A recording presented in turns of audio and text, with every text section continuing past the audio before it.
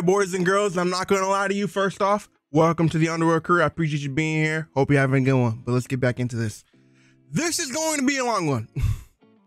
I'm letting you know now, because as you can see, oh, you can't even see it. This thing is long, incredibly long, which is good, but also bad for me, because, you know, I fuck up reading sometimes. So we're going to get into this. But first thing I want to say is appreciate you being here, and grab some snacks and something to drink. We're gonna be here in a minute. But new artifact, who this? It's high time we show you the upcoming season's artifact so that you can start thinking about new builds. We are focusing on 3 elements: solar, strand, and stasis.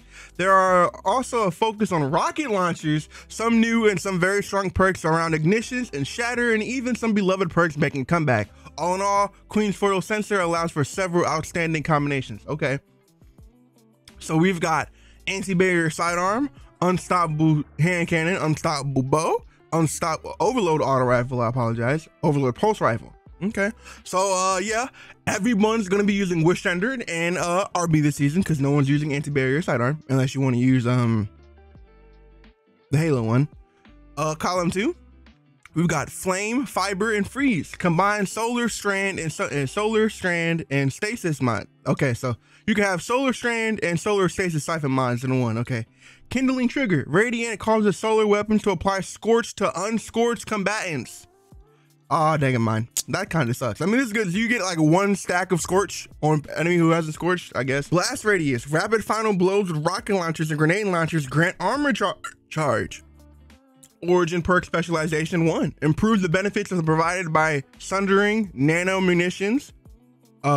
So nano munitions, nanotech tracer rocket origin traits, and additionally weapons, these traits are always charged. Okay. From whence you came, increase ability damage to taken and scorned combatants. Okay. Column 3, Flint Striker, rapid solar weapon precision hit and rapid solar weapon final blows grant radiant. Hold on, let me find out. While radiant, deal increased weapon damage to combatants affected by strand and stasis debuffs. That's torch. Heart of the Flame. Casting your solar super grants nearby allies radiant and increases the damage of your super for each ally. That's nearby. Okay. Origin perk specialization 2. Improves the benefits provided by noble deeds, unstated hunger, head rush, dragon's vengeance, and the dragon's vengeance 100 trait. Additionally, weapons with these traits are always overcharged. Okay. Wished into being. While your super is nearly fully charged, ability final blows spawn orb of powers. Wearing the Season of the Wish armor decreases super amount threshold. Okay, that's not bad. So if you're wearing the seasonal armor, this perk decreases the threshold that you need to hit, so you can get more orbs of power. Okay. Column 4. Unraveling orbs. Picking up an orb of power grants a strand unraveling rounds. Strand weapons unraveling rounds. Okay. Pillar of Ice. Killing an encased combatant spawns a stasis crystal. Not bad. Revitalizing Blast. Causing damage with the solar ability weakens champions and bosses for a short duration. Hold on, wait, man. Okay. Overload rocket launchers. Rocket launchers are especially effective against overload champions. Dragon's Bite. Breaking a combatant shield with a strand or stasis weapon has a chance to suspend or freezing that combatant. Wearing the Season of the Wish armor increases this chance. Okay. I saw Argent Ordnance. Oh my goodness. Damaging unraveled targets with a weapon occasionally spawns a threadling. Hail the Storm. Shattering an encased target in stasis crystals deals increased damage. Shattering a stasis crystal releases the shards of ice that damage and slow the target. Rails of Precision. While radiant, solar precision final blows cause combatants to ignite. Hold on, bro. I got builds in my mind already. Solo Operative. Okay, Solo Operative is back. While you are the only member on your fire team, you'll deal increased damage to combatants. Argent Ordnance. I'm sorry. Firing a rocket launcher consumes 1 stack of armor charge, granting increased damage and reload speed until you reload your stored rocket launcher. So G-Horn's back in play. We're good. Those are some good mods. So I'm seeing a raise of precision mod with maybe blast radius and kindling trigger, and then you could put on Prometheus lens And then maybe combine that with Path of Burning Steps on Titan. Okay. I'm seeing my Calabam Bam build about to thrive next season. Ability changes coming next week. Here's a preview of the coming sandbox tuning in Season of the Wish and beyond. To set the stage, let's lay out overall good goals for this release. Ensuring that abilities, particularly those on our longer cooldown tiers, are meeting our intended cost to output ratio. Reducing the cases of player survivability that exceed our power bar. Making the first steps of Well and Radiance and Ward of Dawn tuning. Thank you. Taking a tuning pass on Stasis abilities with more to come in the future. We'll take it. All right. Like I said, boys, it's going to be a long one. Let's get started. We've laid this out a number of times in previous posts, but it's worth repeating. We believe that powerful abilities need to come at a meaningful cost to the player to force difficult decisions about what fits best in their build. To put it plainly, we're not hitting that goal. There are many build crafting avenues that grant fat chunks of ability energy and ignore ability cooldown tiers. This gives the extremely inconsistent value of depending on what your grenade, melee, or class ability you have equipped. Here's an example. A perk that grants 10% grenade energy on activation and results in a cooldown of reduction of 6.4 seconds to a fireball grenade, but its result in cooldown reduction is 15.2 seconds on a lightning grenade. Okay. When players stack these build crafting elements together, e.g. grenade kickstart, innervation, absolution, demolition, plus a chunk of energy fragment, it results in a long cooldown abilities having uptime that is dramatically higher than what we intend for their potency level. With Season of the Wish, we are taking a first step at addressing that problem. Starting in the update 7.3.0, the base passive cooldown tiers for abilities will also influence the amount of chunk energy they receive from perks. For our faster charging abilities, things are not changing, but as we progress through passive cooldown tiers and the slower charging abilities, the immediate burst of energy will be reduced to a floor of 50% of base of our slowest charging grenade energy in class abilities, and 60% of the slowest charging melee abilities. Okay. Here's the same example in their new system. A perk that grants a value of 10% grenade energy on activation results in a cooldown reduction of 6.4% on fireball grenades, which is the same, and result in a cooldown reduction of 7.6 seconds for a lightning grenade. With Season of the Wish, we're only implementing this change for grenade, melee, and class ability perks that add super energy are unchanged. Okay, so like Thresh and stuff like that. We're also excluding any perk that either intentionally grants full refund like Knock 'em Down or targets only a single specific ability like Shinobu's Vow. These will still work identically to their behavior in the live game. In our playtesting, this results in more of an intended variance between high and low uptime abilities and an opportunity to cost that comes more closely to the match's potency. But we don't expect or desire that anyone's build is going to be made obsolete overnight by this change. We're going to keep iterating on this new system going forward, so expect future updates as we see how it plays out alongside all of you.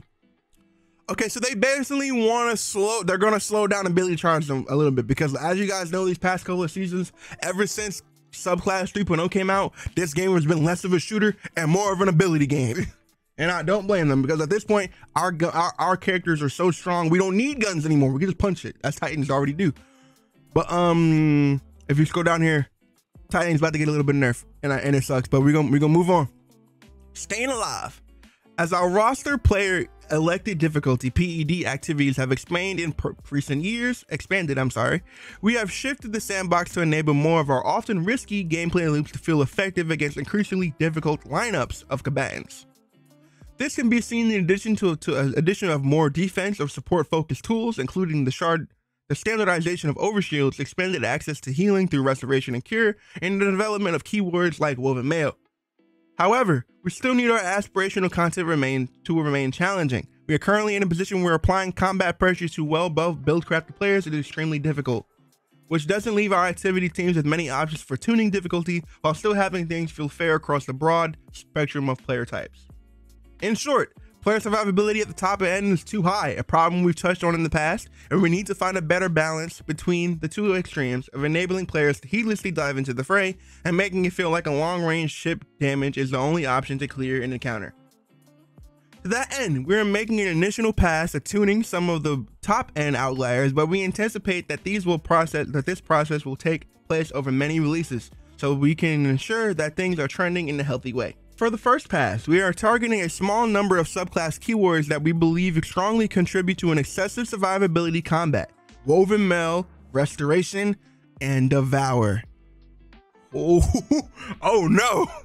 The season 7.2.0, well, update, I'm sorry, we took a small stab at Woven Mail's PvE damage reduction, but with update 7.3.0, we're reducing it further to 10%.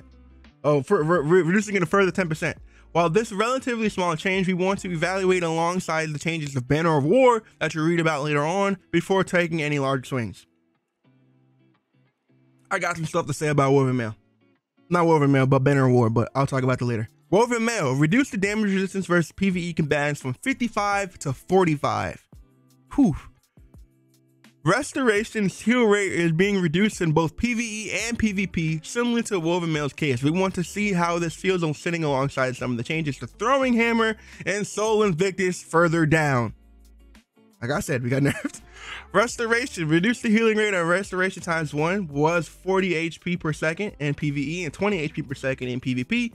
Now it's 35 HP per second in PvE and 17.5 in PvP.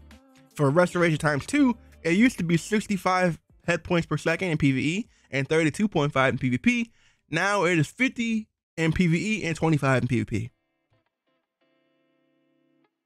Last up, Devour, whose potency is largely due to the ease of use of Echo of Starvation Fragment, which was initially developed when there were fewer orbs of power being generated. We are making a targeted change to Devour that includes Voidwalkers, reducing its heal amount 200 HP to 100 HP. Unless Feed the Void is equipped. For our Voidwalkers out there, we're also increasing the amount of grenade energy that Devour defeats grant with Feed the Void to offset some of the chunk of energy changes detailed above. Okay, this is a nerf to anybody who's using Echo of Starvation. If you guys don't know, Echo of Starvation gives you Devour when you pick up an orb of power, and they're basically saying that when we made this, it was not easy to make orbs. Now it's really easy to make orbs, so we gotta nerf it. So this is not gonna, I'm pretty sure they say it's gonna affect if you don't run, it's gonna affect Voidwalkers, but not as much as everyone else, because Voidwalkers are the only people that have access to Feed the Void. Feed the Void will also, I think they said Feed the Void will keep it at 200 HP. So if you combine the pool for both of them, you'll still be at 200 HP. Now I am confused because they don't elaborate. Hold on, they might actually. Let's read first. Devour. Healing amount both on activation and when refreshed, reduced from the full HP to 100 HP. Feed the Void, unless Feed the Void is equipped. Now refills both health and shield sections more smoothly rather than adding health to each section separately. Feed the Void. Increase the grenade energy regeneration per kill while Devour is active. The amount varies based on the type of our target defeated. Now also improves strength of Devour heal when equipped. Okay, so I am confused here. So do I have to put on Echo of Starvation and Feed the Void to get the full health? Or can I just have Feed the Void on and forget Echo of Starvation? Don't know. This is going to be an ongoing process for us, so please continue to give feedback on how things are feeling and we'll adjust accordingly as we go forward. Sprint and slide melees. In update 3.4.0, we made the decision to remove the capability for shoulder charge abilities, Shield Patch, Seismic Strike, Hammer Strike to one-shot enemy players. This is part of the ongoing effort to make sure that any one-shot ability in the game comes with a significant risk of cost. A risk or cost, whether that is significant wind-up time, aim skill, or specific build to craft sources, we believe that it is still the right call. And we want to maintain the intended level of risk for using powerful melee against abilities, melees against players.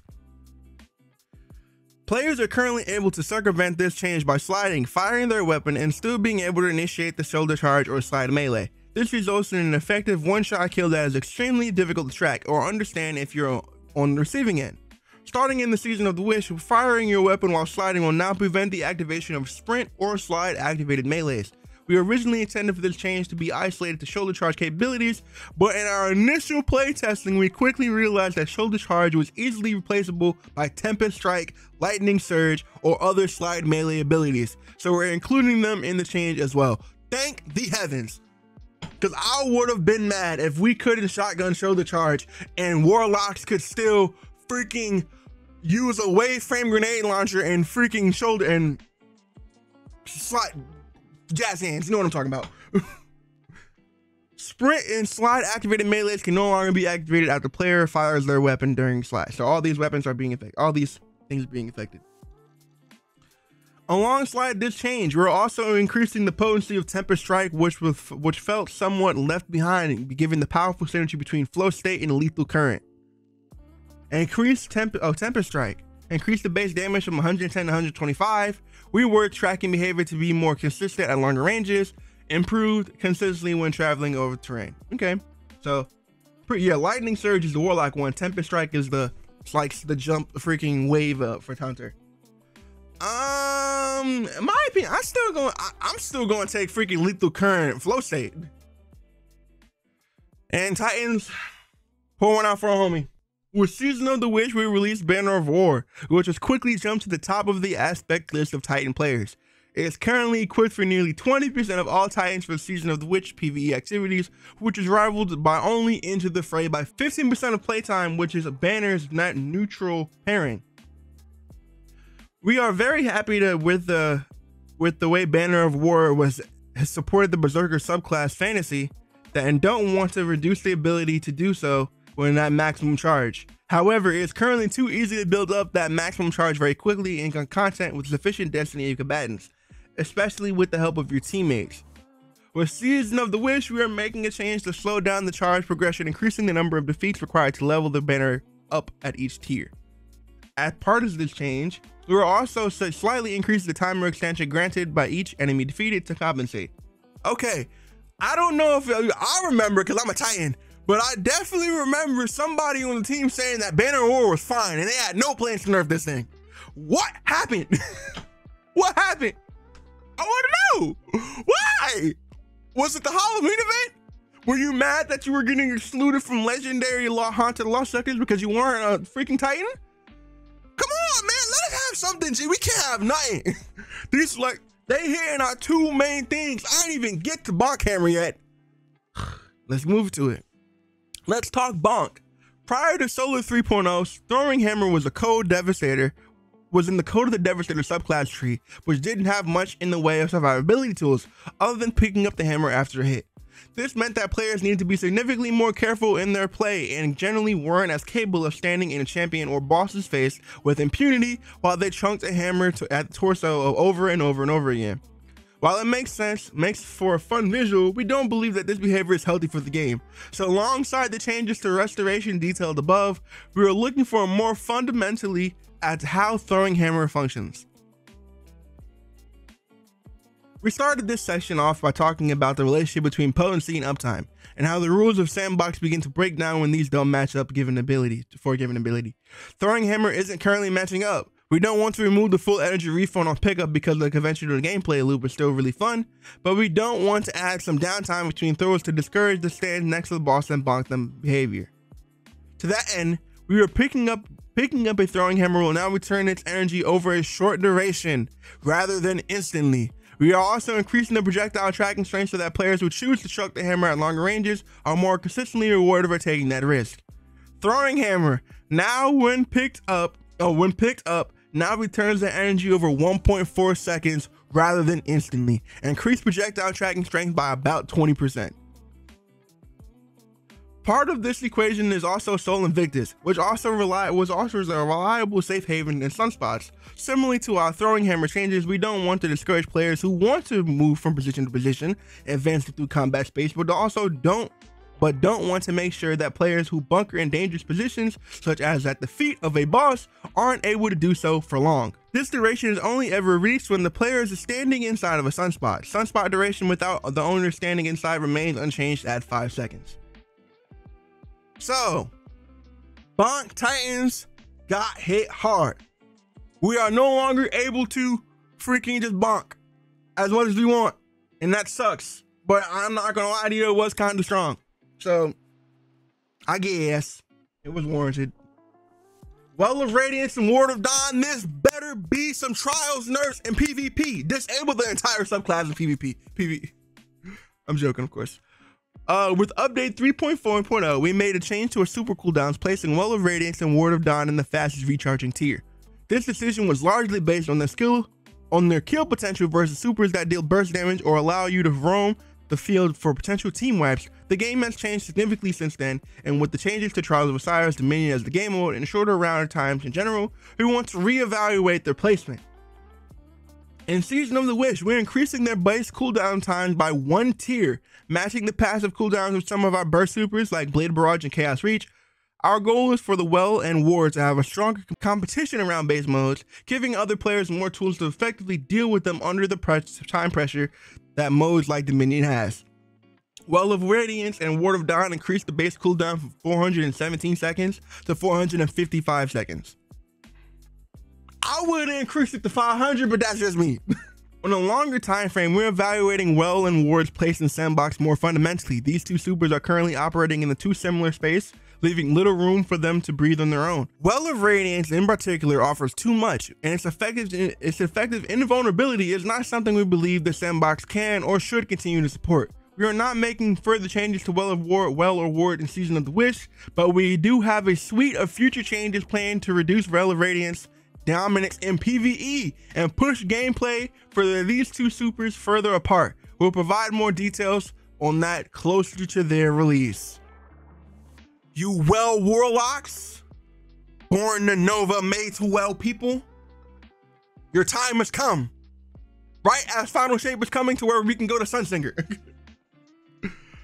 Oh my goodness, the day is finally upon us. The near and slightly farther future of Stasis. A week and a half ago, Stasis turned 3 years old. A lot happened in that time. We've seen massive changes in the sandbox as we released Light 3.0 subclasses. We also added Strand as a 5th damage type in Lightfall. And the overall power bar of Sandbox has shifted significantly, resulting in Stasis feeling like it's been left behind.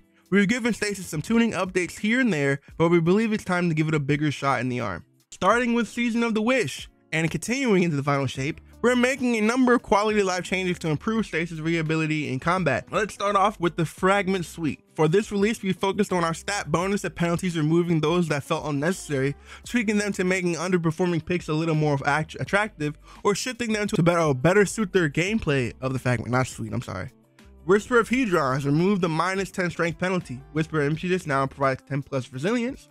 Whisper of Shards no longer provides 10 resilience. Whisper of Hunger stat penalty changed from -10 mobility and -10 intellect to -20 strength. Whisper of Bonds removed the -20, -10 discipline penalty. For our hunters, we are making changes targeted at improving reliability of Withering Blade in all content and Winter Shroud in PvE. Withering Blade now travels faster, has a longer lifetime, and bounces in additional time before expiring, and is more consistent at finding a target both before and after the bounce. Winter Shroud is getting an update to be more forgiving against PvE combatants. With a longer slow duration and its increased area of effect, we're also increasing the slow stack count against PvE combatants from 40 to 60, enabling things like 6 Coyote to more easily freeze enemies, or for a freeze to occur more quickly after a quick Dustfield dodge combo. For Titans, we're walking back a few changes made in hotfix 3.1.1.1 and 3.2.0.3 to Shiver Strike and Glacier Quake that no longer fit the current sandbox. We have returned the ability to freeze nearby players on cast with Glacier's Quake with a reduced radius from its previous version, making it casting it in close quarters significantly safer than it is in its current iteration. For Shiver Strike, we restored the slow application for the players on hit. This was previously removed in a world where collision damage was still lethal to the players. Now that targets don't need to be able to air brake with movement mode or risk of being splattered, we're more comfortable with giving Shiver Strike a bit more offensive spice. What they should do is give it back the freaking movement speed and how long you got to use it. Y'all remember when Shiver Strike came out and you was able to literally Titan skate? Bring it back. Let us have movement. Now slows player on hit behavior previously removed from hotfix 3.2.0.3, fixed an issue where Shiver Strike would not function with melee kickstart armor mod. We're also implementing a change to improve Howl of the Storm's consistency against players because seeing a target touching a stasis crystal created by Howl of the Storm but not being frozen is a frustrating experience. For Warlocks, we're making a couple of quality of life improvements to Frost Pulse and Penumbral Blast. Shadebinder is a strong pick already, and we don't feel like it needs much of a push, so we're focusing on areas that can sometimes fail at the reliability test. Frost Pulse's area of effect is being increased in against PvE combatants and improved its network performance. Okay, it significantly increased the consistency of against fast moving targets. This changes also involved reworking how the ability applies freezing to targets, reducing the latency between when the ability is activated and when the target is frozen. Freeze duration and size versus PvE bands increased from 8 to 8.5. Penumbral Blast is intended to be in a skill shot at a high payout, but change made in hotfix 3.2.0.3 to reduce the detonation size when impacting the environment can sometimes make it feel too inconsistent. With update 7.3.0, we're increasing the detonation size by 33% to increase the ease of use. Okay. Increase the detonation size of impacting environment of 1.5 to 2 meters. Got it. Shade binders will also directly benefit from a tuning change being made to Glacier Grenade. Currently, Bleak Watcher's cooldown is directly tied to the base of cooldown of your Glacier Grenade. Regardless of what your grenade you have equipped, with update 7.3.0, Glacier Grenade's cooldown is being reduced, which will also translate to a lower Bleak Watcher cooldown. Okay. Glacier Grenade, reduce the base cooldown for 121 seconds. So that's what it is now. I'm sorry. To reduce the penalties of Dustfield Grenade and Cold Snap Grenade when Bleak Watcher is equipped have also been updated, so that their cooldown time matched the new Glacier Grenade cooldown time. While Cold Snap's grenade ability has significantly improved our recent fit passes, there are also still instances where it can fail to meet expectations, so we're making further tweaks. Cold Snap Grenade fixed an issue where the seeker was not consistently created in the direction the projectile was moving after a bounce. Increased their arming size from 0.9 meters to 0.14 meters. Tracking strength now ramps down from full strength to 0 to over the course of the grenade's lifetime, rather than immediately turning off after the seeker reached 0.5 lifetime. Finally, we're increasing the bonus damage that special weapons deal to frozen targets by a small amount to help making shattering enemies feel more inconsistent. Freeze. Increase special ammo weapon damage bonus for frozen targets from 5% to 10%. These aren't the only changes for Stasis that we have in the works, and we have some long requested changes for future release that will be discussed once they're closer. Here are a quick sneak preview. A new Stasis keyword we're tentatively calling Frost Armor, aimed at addressing some of the players' feedback regarding survivability when running Stasis, particularly when not using Whisper of Rhyme or Whisper of Chains. Additional tuning changes and reworks existing Stasis fragments, adding additional behavior to harvest aspects. Tune in next week for the full list of patch notes, while we include a few items we didn't mention here. As always, we'll continue to digest feedback as it's coming in, so please keep it coming. Upcoming exotic armor and armor mod changes. It's time for another set of exotic armor balance changes. We once again wanted to buff the underused exotics with particular focus on viable melee-oriented exotic options for all 3 classes. We also wanted to improve the 2 least popular Aeon code sets, with the goal to running team of Aeon would provide more value and high-end PvE play. We also snuck in a few miscellaneous changes that we feel improve the armor sandbox. Here are the details broken down by class. Please note that unless otherwise specified, the following changes leave the rest of the exotic benefits intact. Okay, Shards of Galanor. Throwing knife kills now grant super energy ranging between 2.5 and 5% depending on the type of enemy killed. Ophidius Faith. Knife kills now grant a stacking bonus damage from 30%, 60%, and 100% for 5 seconds to throwing knives. Dodging refreshes the duration. Okay. So these are some throwing. So Shards of Galanor might actually be kind of gas in PvE. You can spam down Blade Barrage pretty often. Stompies, oh lord. Feedback about the previous Stompy changes indicated that requiring a full class ability made movement while wearing this exotic feel too variable between its states, disproportionately hurt certain builds. In this update, we have removed the requirement of having a full dodge energy to activate the benefits, and have reduced the bonus to airborne lateral acceleration that the exotic provides to be in more line with other bonuses. We have also added damage resistance while airborne in PvE, thank God, to make zombies more desirable option outside of the Crucible and jumping puzzles. Remove the requirement to have full class ability energy to benefit from the bonus movement bonuses. Reduce the airborne lateral acceleration bonus, so it got nerfed and buffed. Now provides a damage resistance against commands while airborne. Now, how big is the damage resistance? Okay, so basically, they got rid of the class ability energy thing, but they also nerfed the amount of speed and movement you get from Stompies. Okay. Mechaneer's Trick Sleeves. The sidearm damage bonus now persists for 5 seconds after your shields begin to recharge. Sidearm kills that extend the damage bonus duration by 3 seconds and completely reload your sidearm from reserves. The damage bonus has been reduced from the damage bonus has been reduced in PvP to compensate for its lasting longer. It is now a plus 10% sidearm damage down from 35. That kind of sucks. Because the only time I ever saw people use Mega Nutrix Sleeves is in PvP. And it was already that low of a situation. That kind of sucks. Bombardiers now applies 20 slow stacks to enemies, players, and 40 slow stacks PvE combatants. Okay. Triton Vice increase the glaive melee damage bonus while surrounded to 100% for both PvE and PvP. Up from 30% in PvE and 10% in PvP. So you're telling me if I'm surrounded with Triton Vice on in PvE, I could one-shot melee somebody? Oh, Celestial Nighthawk. Precision kills now grant super energy ranging between 1.5 and 4.5 depending on the target killed. Oh, I like it. Titan. Severance Enclosure. Increase the size of damage of explosion. Kills with the exotic explosion, now triggering additional explosion.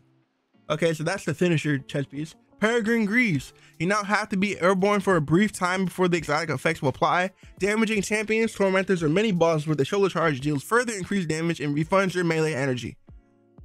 Okay, so we got a PvE Peregrine Green builds. Okay. Worm God's Caress. The Burning Fist exotic effect has been reworked and is now a meter that increases with melee kills and finishers and decays over time. The meter is broken up into 5 sections, which provides escalating melee and glaive melee damage bonus.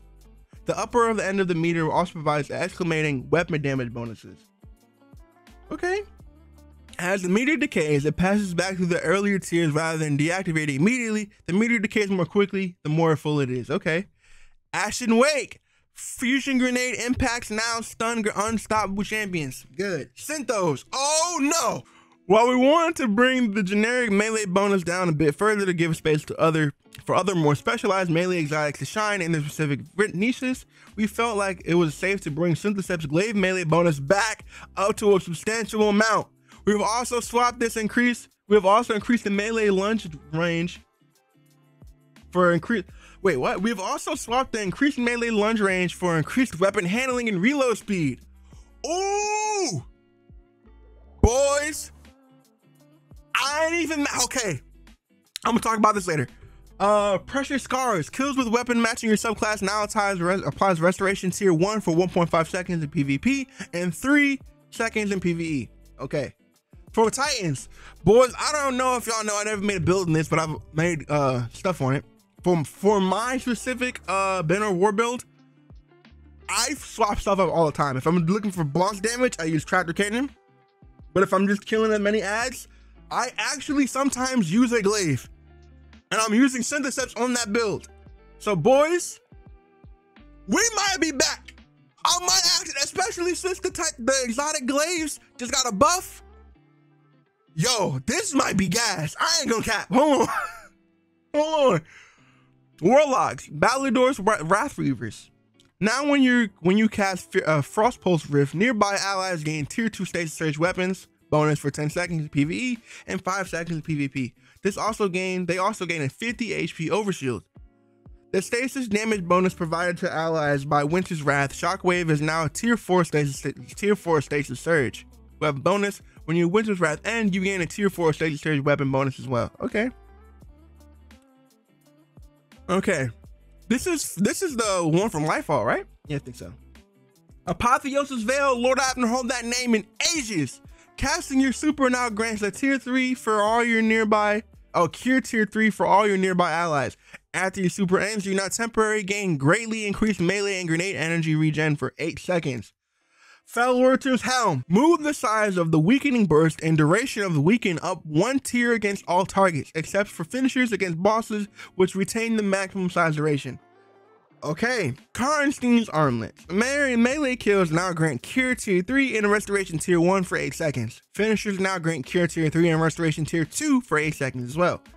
Aeon Coat, Aeon Swift, and Aeon Save and Aeon Soul exotic armors are all received the following changes to their sect mods. Sect of Force. This has been reworked to be all about providing your allies significant bonus weapon damage against powerful combatants. This bonus grenade and melee energy has been removed with a special benefit granted from Aeon Cult allies using different sects. Rapid precision hits provide a quicker reload and weapon swap speed, and the bonus now lasts 10 seconds up from 6 seconds. No longer grants bonus melee grenade and super energy on stunning champions or defeating bosses or mini bosses. Instead, stunning a champion or rapid precision hits against a champion, elites, or mini bosses will mark them for your allies. Allies deal 20% more damage to marked targets. When a target is first marked, nearby ion cult allies who don't have the Selective Force role equipped gain grenade and melee energy. Selective Insight had a strong role in endgame PvE teams, and we don't want to change that. The one modification we do want to make is changing the ion cult ally bonus to super energy instead of weapon damage, as we want Selective Force to be the source of weapon bonuses. Nearby Aeon Code allies who don't have Selective Insight role equipped no longer gain bonus damage to weapon damage for a short time. Instead, they gain a burst of super energy. Selective Vigor. Selective Vigor already had a strong theme as supporting role as an Aeon Code. We want to boost its effectiveness by having it provide damage resistance in PvE in addition to class ability benefits. Our goal is to make Selective Vigor players shepherds for their team, keeping their allies near to protect them from harm. Okay. Now provides damage resistance against combatants when the ally dies or is resurrected, in addition to existing class ability energy. When you cast your super, nearby allies are no longer gaining an instant burst of healing or an overshield. Instead, nearby critically wounded allies gain damage resistance from combatants as long as they stay near you. Nearby Ion Code allies who don't have Selective Vigor role equipped will also recover the class ability more quickly. Those are all the changes planned for exotic armor that will be available the moment Season of the Witch launches. As always, let us know how you feel about those, try them in your favorite activities, and keep that precious feedback coming. Now for armor changes. Okay, this is the end. Armor mod changes. In addition to exotic changes listed above, we're also adjusting several armor mods. To reiterate what was touched in the gameplay in section, the high potential power output of abilities mean that they need to be proportional uptime and require meaningful and sometimes difficult build crafting choices. Currently, the high watermark for ability uptime is higher than we like. In order to hit our broader goals of reining in the ability energy source across the sandbox, we need to reduce the amount of energy fed into the energy economy via armor mods. Heavy-handed, Firepower, and Reaper now have a 10-second cooldown by generating orbs. Reaper also requires a kill to be secured within 10 seconds of using your class ability. That kind of sucks, but still doable. Melee Kickstart, Grenade Kickstart, and Utility Kickstart now provides between 16 and 45% ability energy and requires at least one single armor charge to be consumed. So before, if you guys didn't know, I didn't know this till recently, the Kickstart mods used to give you stuff even if you didn't have an overpowered one. Didn't know that, but now that's no longer a thing. Momentum Transfer, Bolster and Detonation, Impact Induction, and Focus and Strike now provides a 12%, 17%, and 20% ability energy for 1, 2, 3 stacks respectively and require a powered melee attack. Okay. Outreach and Bomber now provides a 12%, 17%, and 20% ability energy for 1, 2, 3 stacks respectively. Outreach Bomber and Distribution, Outreach and Bomber now provides a 12%, 17%, and 20% ability energy per power. And Distribution now provides a 4%, 6%, and 7% ability energy.